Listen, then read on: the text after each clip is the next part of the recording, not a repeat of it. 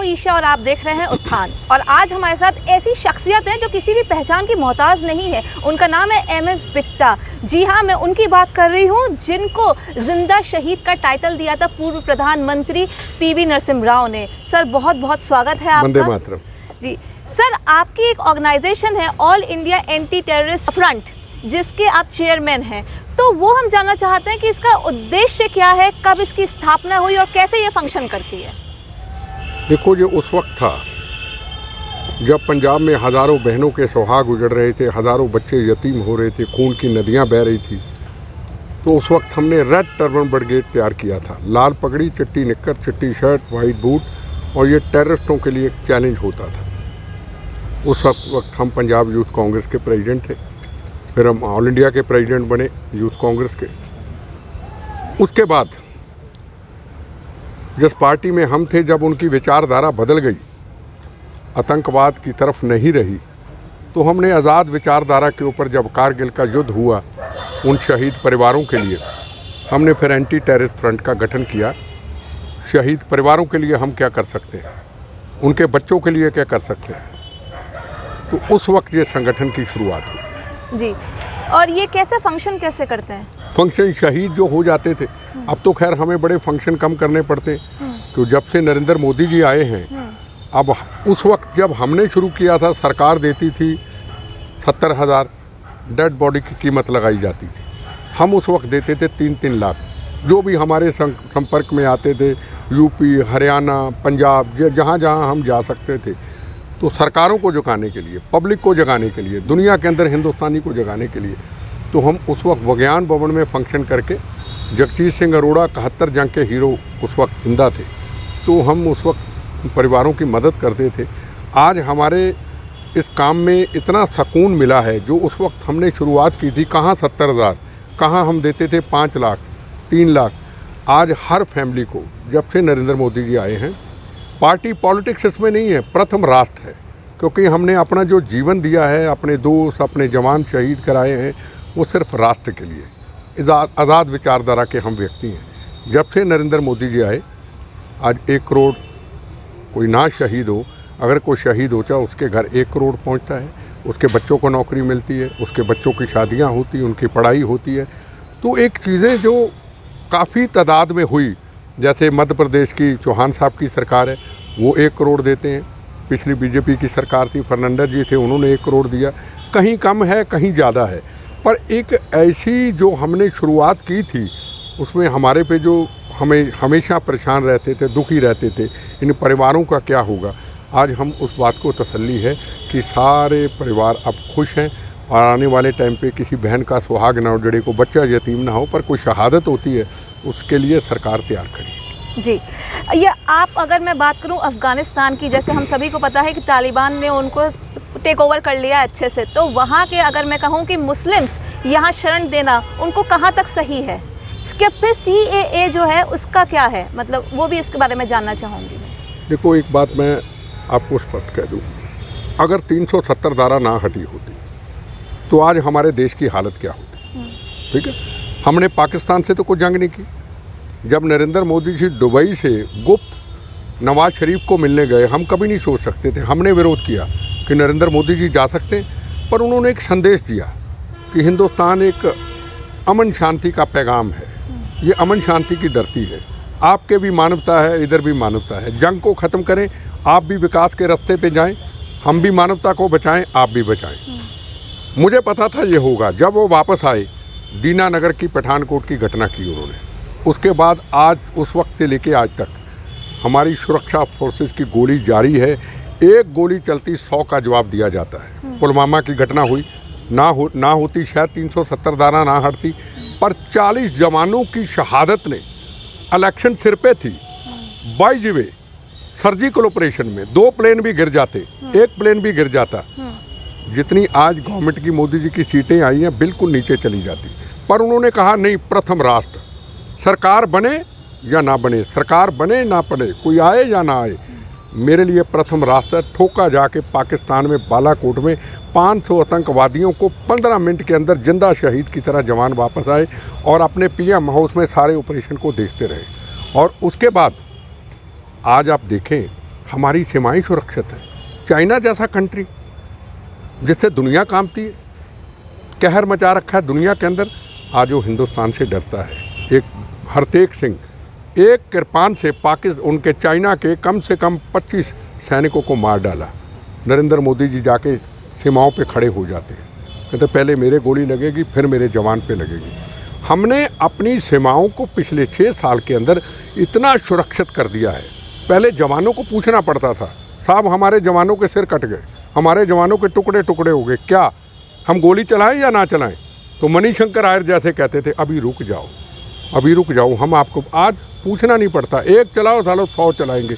आज हमारी सीमाएं सुरक्षित है। फर्ज करो अगर 370 धारा ना हटती तो क्या आगे हम हटा पाते? जिस तरीके से तालिबानियों ने अफ़गानिस्तान के ऊपर कब्जा कर लिया और आज कश्मीर के मुद्दे के ऊपर महबूबा मुफ्ती बोल रही है, कश्मीर के मुद्दे ऊपर हाफिज़ या दूसरे जाके काबुल कंधार में उनके साथ मीटिंग कर रहे हैं, तो उनका निशाना तो एक ही है ना कि हम तालिबानियों के कंधे पर रख के बंदूक चला के फिर कश्मीर को लेंगे। उनकी तो यही है ना। आज मैं स्टेटमेंट पढ़ रहा था किसी अखबार में, हम भारत के साथ अच्छा रिश्ता चाहते हैं। ये तालिबानी कह रहे हैं, वो कह नहीं सकते, वो क्यों कह रहे हैं? उनको पता है कि हमारा जब फायर होगा ये 70 हज़ार के जो तालिबानी घूम रहे हैं इनका नामो निशान मिटा देंगे। हमारी एनसीसी, हमारी डिफेंस, हमारी सिविल डिफेंस करोड़ों की तादाद में है। फौज, मिलिट्री, सीआरपीएफ, आईटीबीपी, स्टेट की पुलिस, बीएसएफ, इनकी तादाद कितनी है उनको पता है। क्यों? क्योंकि हमारा लीडर इस सीमाओं की रक्षा करना जानता है। मेरा बीजेपी से कोई मतलब नहीं है, मेरे लिए प्रथम राष्ट्र है, उसके लिए लड़ाई, उसके लिए बम खाए। तो जो सीमाओं की रक्षा करता है, जो अपने देश को सुरक्षित करता है, उसको तो सलूट करना पड़ेगा। और मैं स्पष्ट कह दूं हिंदुस्तान के लोगों को हाथ जोड़ करके, अपनी राजनीतिक लड़ाइयाँ दब के लड़े, करे तू मैं जो करनी है सत्ता कुर्सी पाने के लिए, पर जहाँ प्रथम राष्ट्र आ जाए वहाँ दिमाग से काम ले। आपने देखा होगा लखनऊ के अंदर आतंकवादी पकड़े गए जिन्होंने राम जन्मभूमि पे हमला करना था पहले की तरह, जिन्होंने 15 अगस्त के अंदर दहशत फैलानी थी जगह जगह पे, पकड़ने के बाद जो मैं टेलीविज़न पे डिबेट पे जा रहा हूँ, खुल करके उनकी मदद में आ रहे। मैं उनको यही कहता हूँ अपने मुसलमान भाइयों को, हिंदू मुस्लिम सिख ईसाइयों ने यहाँ उनके बुज़ुर्गों ने खून बहाया इस देश को आज़ाद कराने के लिए। आप ये क्यों नहीं कहते प्रथम राष्ट्र? आप ये क्यों नहीं कहते मेरा धर्म भारत माँ, मेरी जात वंदे मातरम? ये मेरा नारा मेरे खून से निकला, बम्बा से निकला। अब मेरे से कोई सवाल पूछता है तेरा धर्म, मैं कहा मेरा धर्म भारत माँ, मेरी जात वंदे मातरम। को पत्रकार मेरे से सवाल पूछे, आपके मैं सवाल पूछूं, आप मुझे क्या समझते हैं? पर आप मुझे यही कहेंगे आप एक भारतीय हैं। वही मेरी पगड़ी की शान है, मेरी पहचान है ना, मेरी पहचान भारतीय है। अगर मैं भारतीय पहचान ही नहीं बनाऊंगा, मैं कहूँगा मैं तो फलाने मज़हब का हूँ, तो झगड़ा तो पड़ेगा। हम खाएंगे इस देश का, सब कुछ इस देश का करेंगे, कमाएंगे इस देश से, और हम कहेंगे हम तो भारत माता की जय वंदे मातरम नहीं बोलेंगे। जैसे अभी समाजवादी पार्टी के एक एमपी, मुझे नाम नहीं, उनकी उम्र 80 साल होगी, पता नहीं क्या नाम है, उन्होंने तालिबानियों के लिए क्या कहा, ये आज़ादी है। एक पर्सनल लॉ बोर्ड था, परसों भी डिबेट थी, ये तो जी बिल्कुल इनको आज़ादी मिली है। मैं कहा कौन सी आज़ादी की बात कर रहे हैं? मैं फिर कहूँ ऐसे जितने भी तालिबानी भाषा बोलने वाले हैं, मैं कभी नहीं ऐसी भाषा का इस्तेमाल किया इनको उठा के उधर भेज दो, इनको उठा के उधर भेज दो। इनको सबकी लिस्ट बनाओ, जो जो टीवी में डिबेट पे आ रहे हैं इनकी लिस्ट बनाओ और इनके परिवार समेत इनको तालिबानियों के पास भेज दो। और कोई हल नहीं है। अगर ये सरकार नहीं करेगी तो हमारे लिए कल को बहुत बड़ा नुकसान होगा। हम किसी भी सूरत में हिंदुस्तान के अंदर बेगुनाहों का खून करने वाले, बहनों का सुहाग उजाड़ने वाले, बच्चों को यतीम करने वाले, बच्चों को मारने वाले, बहू बेटियों की इज्जत के साथ खिलवाड़ करने वाले, उनकी भाषा का अगर हिंदुस्तान में को प्रयोग करता है तो उनका हशर वही होना चाहिए। इनके ऊपर कोई केस रजिस्टर हो, इनको सीधा वहाँ भेजो, ये होना चाहिए। और वहाँ से अफगानिस्तान से जो मुस्लिम यहाँ शरण लेना चाहते हैं उसके बारे में आप क्या कहेंगे? देखो वही तो मैं कह रहा हूँ, ये जो गलत भाषा का लोग कई प्रयोग करते हैं कि वहाँ मुसलमानों के ये खिलाफ है मोदी जी। कौन से खिलाफ है? मुसलमान आ रहे हैं, सिख आ रहा है, हिंदू आ रहा है। जो सेकुलर है, जो मुल्क से प्यार करता है, जो मानवता के खिलाफ है, जो तालिबानियों के खिलाफ है, वो आ रहे हैं। उनके लिए रास्ते खुले हैं। उसके लिए तो कोई बोलने को तैयार नहीं, उसके लिए कोई बोलने को तैयार नहीं। तालिबानियों की मदद कर रहे हैं, पर जो सामने दिखाई दे रहा है टीवी के अंदर बम ब्लास्ट हो रहे हैं, 100 आदमी मर रहा है अभी रोज़।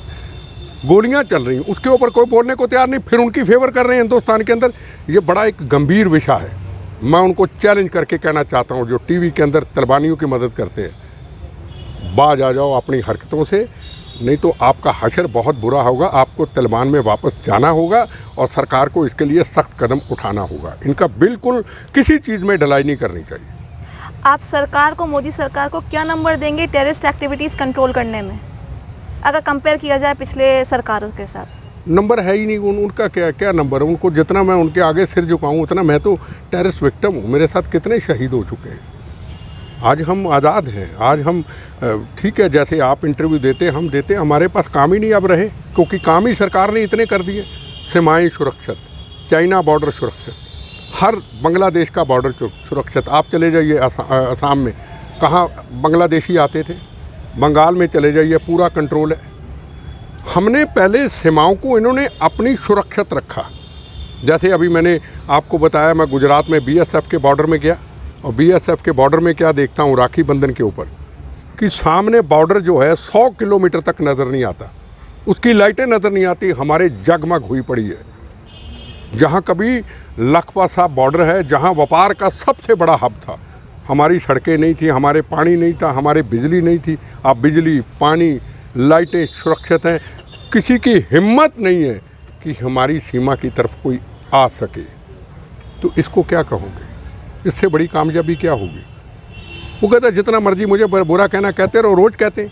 पर डिबेट करने वाले टेलीविज़न के अंदर उनको अंदरूनी हालत का पता नहीं। उनको ये पूछा जाए सवाल, क्या कभी कच्छ बॉर्डर गए, क्या कभी बांग्लादेश बॉर्डर गए, क्या सीमाओं की सुरक्षा देखी, क्या असम बॉर्डर पे देखा, बांग्लादेशी 6 साल पहले घुसते थे, क्या अब घुसते?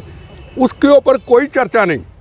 चर्चा है तो आतंकवादियों के लिए और तालिबानियों के लिए खड़ा होना है। इसलिए देश के लोगों को अपनी आंखें खोलनी पड़ेगी। अगर आपका लीडर मजबूत नहीं है तो याद रखें, हिंदुस्तान के मेरे भाई बहन सारे, किसी कौम किसी मज़हब का हो, अफ़गानिस्तान को ज़रूर याद रख लेना। जी बिल्कुल, अफ़गानिस्तान को याद कर लेना जो अफ़गानिस्तान में हो रहा है। आपका लीडर अगर मजबूत है, सीमाओं की रक्षा करता है, वचनबद्ध है, तो याद रखना किसी भी पॉलिटिकल पार्टी का हो, उसका साथ देने में कभी चूक मत करना, जैसे मैं उनके लिए खड़ा हूँ। जी। किसान आंदोलन, ओपिनियन तो हो सकते हैं सही हो या गलत हो, पर आपको नहीं लगता ये किसी गलत हाथों में आ गए हैं इस वक्त? देखो जी, एक बात सुनो, किसान आंदोलन जो पंजाब में था, इस मुल्क के अंदर लोकतंत्र की आज़ादी है, कोई भी आंदोलन कर सकता है। बिल्कुल। उन्होंने राजनीति नहीं की, खालिस्तानी ग्रुप जरूर शामिल हो गए, पर उसको हाईजैक कौन कर गया? डकैत। क्यों? उसके मन में था कि मैं आंदोलन को हाईजैक करूं, यूपी में चुनाव आने वाला है और मैं चुनाव लड़ूं। जमानत तो आगे 3 बार जब्त करा चुका। एक याद रखिए, जो आंदोलनकारी होता है वो कभी चुनाव नहीं लड़ता। आंदोलनकारी होता है। आपने देखा होगा दिल्ली के अंदर केजरीवाल, उसको वोट क्यों पड़ा? आप भी उस आंदोलन में ज़रूर घर बैठे होंगे, मैं भी होऊंगा, सारे होंगे, कि जहां प्रथम राष्ट्र वंदे मातरम और तिरंगे झंडे का सवाल आ जाता है, वो कहता है मैं तो यार इसके साथ हूँ। शायद नया भगत सिंह, शायद नया महात्मा गांधी आने वाला। ठीक, जब रामलीला ग्राउंड के अंदर तिरंगे झंडे लहराए जाते हैं और ये कहा जाता है कि जी मैं तो जी मर जाऊँगा जितनी देर तक मेरी मांग पूरी नहीं होगी, पर आखिर में जब मौत सामने आती है फिर जूस मंगवाया जाता है, वंदे मातरम करते जूस पी जाते हैं और तिरंगा झंडा भी दूर हो जाता है, भारत माता वंदे मातरम भी दूर हो जाता है और दिल्ली की सरकार संभाल लेते हैं। और जब जेएनयू के अंदर भारत माँ तेरे टुकड़े होंगे, घर घर अफसल पैदा करेंगे की जब बात होती है, फिर इन्हें आँख कान नाक सब बंद हो जाते हैं। ये है आंदोलनकारी। आंदोलनकारी चुनाव की तरफ नहीं देखता। अब हमें कोई कुछ दे दे। 96 के अंदर चीफ मिनिस्टर की शहादत के बाद हमें नरसिम्हा राव ने बोला पंजाब के सीएम, मैं कहा मेरा कर्म नहीं, मैंने अपना कर्म कर दिया, अमन शांति। सवाल सबसे बड़ा ये है, नरेंद्र मोदी जी, ये मैं गारंटी से कहता हूँ, किसानों के लिए हों या आम आदमी के लिए हों या किसी के लिए, वो गलत कर ही नहीं सकते। हमारी एक आदत पड़ गई, मर गया मोदी, मर गया मोदी, इंदिरा गांधी मार दी, अब नरेंद्र मोदी को यह क्या धर्मशाला हिंदुस्तान, ये ऐसी भाषा का प्रयोग करेंगे? ये भाषा का जब प्रयोग करेंगे, जब तिरंगे झंडे का अपमान हुआ लाल किला के ऊपर 26 जनवरी को, और वो तिरंगा झंडा जब लहराया जाता था, नीचे कौन था? बाबा साहब अम्बेडकर। नीचे कौन थे? लाल बहादुर शास्त्री। नीचे कौन थे? सरदार पटेल। फ्रीडम फाइटर थे, तिरंगे झंडे को सलूट दे रहे थे। उसके बाद सारे तिरंगे झंडे की शुरुआत हुई। उस तिरंगे झंडे का अपमान हो जाता है, और करने वाला कौन? उकसाहट करने वाला ये होता है टकैत। कहता है देशभक्त हूँ, ये होता है। ये कहता है लाठी डंडे लेके आ जाओ। अब लाठी डंडे लेके आ जाओ, पंजाब के लोग तो ऐसे ही चल पड़ते हैं, कोई गल नहीं, चलो जी चलो। इसने तिरंगे झंडे का अगर अपमान कराया तो वो टकैत ने कराया। क्या माफ़ी मांगी इसने कभी वहाँ पे? आता अब यूपी से क्यों भाग गया? जाता लखनऊ में। पता कि योगी के हाथ में डंडा है। अगर राष्ट्र का अपमान होगा, अगर लोकतंत्र के साथ खिलवाड़ होगा, बिट्टा हो या टकैत हो या कोई हो, उसके लिए एक ही हल है। अब देख लो, आया ये किसान आंदोलन को पूरी इज्जत दी नरेंद्र मोदी जी ने। 10-10 बार मीटिंग की उस विज्ञान भवन के अंदर। यहाँ 10 गेट निकल के फिर जाना पड़ता। मैंने वहाँ फंक्शन किए हैं। पीएम और राष्ट्रपति से नीचे फंक्शन नहीं होते वहाँ पे। चाय, डिनर, आओ बैठो, चर्चा करें, 5-5, 6-6 मंत्री। हमने डराना शुरू कर दिया। हमने पाकिस्तान के गीत गाने शुरू कर दिए। हमने पाकिस्तान को भाई कहना शुरू कर दिया। हमने ये देखा ही नहीं कि इस व्यक्ति ने सीमाओं की क्या रक्षा की। हमने ये देखा ही नहीं कि जलियांवाला बाग के अंदर कितने सालों से मेरा जन्म वहाँ हुआ, मुझे प्रेरणा जलियांवाला बाग से मिली। किसी ने पूछा तक नहीं जलियांवाला बाग को। उसके इतिहास को तहस नहस कर दिया। आज उसके इतिहास को दुनिया के अंदर एक ऐतिहासिक बना दिया पीएम साहब ने। हमने वहाँ भी नहीं छोड़ा, वहाँ भी हमने प्रोटेस्ट कर दिए। काहे के किसान है जी? मुझे बताइए, मैं दिल्ली से आया, अलीगढ़ आया, उससे पहले दिनेश जी के कई जगह पे गया, मथुरा गया, काशी गया, कई जगह पे, वाराणसी। मुझे तो कोई किसान नज़र नहीं आया। मैं अभी गुजरात गया, 400 किलोमीटर जाना, 400 वापस, मुझे कोई किसान नज़र नहीं आया। मैं बेंगलोर गया, मैं बॉम्बे गया, मैं पूना गया, मध्य प्रदेश गया, मुझे तो किसान नज़र नहीं आया। आंदोलन है कहाँ? ये तो टकैत की एक चाल है कि मैं किसान आंदोलन के नाम पे यूपी की पॉलिटिक्स कर लूँ। अब लोगों को समझना कि ये राजनीति कर रहा है सिर्फ किसान आंदोलन के नाम पे। जी जी जी, बस आखिरी सवाल और करूँगी। अभी कश्मीर, जम्मू कश्मीर में 370 हटा दी गई है, पर जो राष्ट्रवादी ताकतें जिसके जो इस्लामिक टेररिस्ट के चलते बाहर कर दी गई थी मजबूरी वश, हिंदू सिख, उनको वापस स्थापित करने के लिए सरकार को क्या कदम उठाने चाहिए? इसके बारे में थोड़ा प्रकाश डालिए। दोबारा पूछिए। जैसे जो 370 धारा हट गई। हाँ, हट गई। अब जो है, जो हिंदू सिख बाहर कर दिए गए थे, बाहर निकाल दिए गए थे, उनको वापस बसाने के लिए। देखो, दो बातें आपने देखा होगा, शहादतें अभी भी हो रही हैं और बीजेपी के कार्यकर्ता बहुत शहीद हो रहे हैं। जैसे पंजाब में कभी कांग्रेस, बीजेपी, सीपीएम, सीपीआई के शहीद होते थे, आज सबसे ज़्यादा अगर शहादत हो रही है तो बीजेपी के लोगों की हो रही है। अभी टाइम लगेगा। देखो, 70 साल की कैंसर की बीमारी, उसको उखाड़ करके फेंकना। कभी तिरंगा झंडा लहराया नहीं गया। आज 15 अगस्त को तिरंगे ही तिरंगे थे आज वहाँ पे, ठीक। आज तिरंगे झंडे का अपमान होता था, जवानों पे गोलियां चलती थी, जवानों पे पत्थर फेंके जाते थे। क्या आज है? नहीं है ना। शहादतें तो अभी होंगी, उससे हमें घबराना नहीं है। पर ये देख लो कि कश्मीर एक ऐसा कश्मीर बन चुका है जहाँ संविधान एक, जनगण मन एक, लोकतंत्र, इतिहास एक करके नरेंद्र मोदी जी ने कर दिया। क्या इसको कोई अप्रिशिएट करेगा? 70 साल का इतिहास, राम जन्मभूमि का इतिहास, छोटा सा इतिहास नहीं है, 500 साल का इतिहास। कितनी शहादतें हुई, कितनी कुर्बानियाँ हुई, कितनों का खून बहा, कितने के दिल दुखे, आगे कितने बहते हज़ारों साल। जय श्री राम। उन्होंने कहा नरेंद्र मोदी जी मुझे बिठाओ, और कल्याण सिंह जी ने नहीं रखी। वो जो आज़ादी एक मिली है, क्या उसको को पॉलिटिकल पार्टी अप्रिशिएट करेगी? हिंदू हो या सिख हो, मैं तो कहता हूँ सतनाम वाहिगुरु, जय श्री राम, पल पल कहता हूँ। मेरे मुंह से निकलता है, गाड़ी में किसी कमांडो से पूछ लो, जय श्री राम, जय श्री राम। वो जय श्री राम का इतना बड़ा निर्माण हो गया, हम अभी भी चुप करके उंगलें रख के बैठे। ये छोटी सी बात नहीं है। वो जय श्री राम के साथ अपमान कर रहे हैं। आज़ादी मिल गई, खुल गया मंदिर, नए सिरे से निर्माण हो रहा है। 500 साल का इतिहास, दंगे फसाद, दिल्ली में, बॉम्बे के अंदर दाऊद इब्राहिम ब्लास्ट किए जब यहाँ पे ढांचा उसका ढाया गया। तो सवाल सबसे बड़ा कि हिंदुस्तान के लोगों को ये समझना चाहिए प्रथम राष्ट्र है, आज नहीं तो कल हमने जाना है।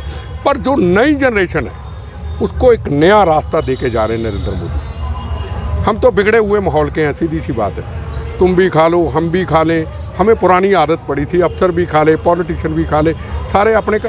वो कहता नहीं, हमें तकलीफ़ है, कहना मैं आने वाली जनरेशन के लिए ऐसा मुल्क दे के जाऊँगा जो सदियों सदियों तक याद रखेंगे। उनके एक मुल्क ऐसा होगा, एक सुंदर मुल्क होगा, यह दंगों फसादों से अलग होगा।